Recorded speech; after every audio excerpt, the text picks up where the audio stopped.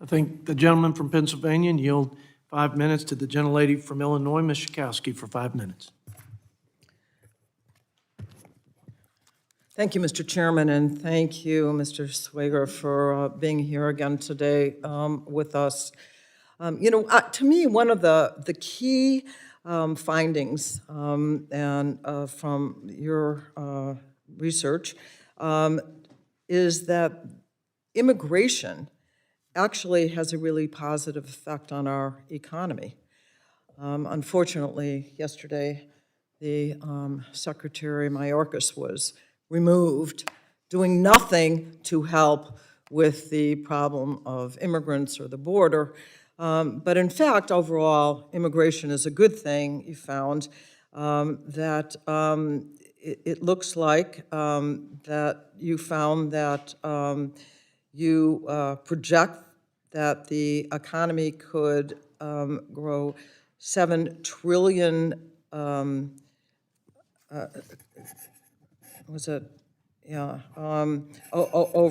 the next decade, and then also that we found that the government itself, the revenue would be increased. It's estimated by $1 trillion over the over the next period. So I wonder if you could comment on immigration, why it is a plus for our economy, and what you think comprehensive immigration reform, instead of just taking people out of their office, would actually do something.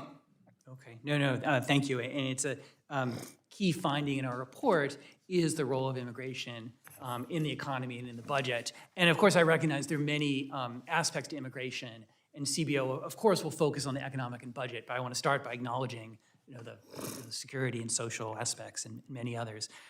We do find that the labor force is more than 5 million people higher at the end of the 10-year window than we had previously expected, and that's because of the surge of immigration.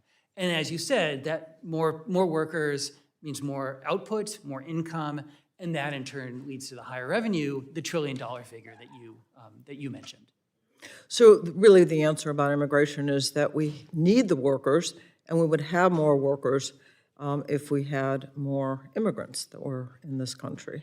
Is that what you're saying? It's the workers. That's right. And the domestic fertility in the United States, the number of births per woman, has been declining, and there's a sense in which immigration is now offsetting the decline in fertility.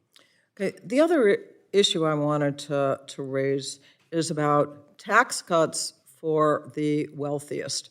You know, we see in your report that what we knew was true, that the Donald Trump's tax cuts actually drove a big hole in the deficit, and that adding to that, which is what the Republicans have said, would be a real problem. So while we've talked about spending, that somehow it's a problem, and then they always raise, the programs for seniors, for Social Security, that these are too heavy. Aren't we concerned about the issue of creating more deficit because of giving more tax cuts to the wealthy? And I'm just wondering if you think this is a good idea, that we continue to add more tax cuts for the wealthiest Americans, for the big corporations, or whether or not we ought to consider trimming that. Well, our projections are based on current law, and the kinds of changes you're mentioning, additional changes in taxes, lower taxes, would mean a yet higher deficit and a more challenging fiscal trajectory.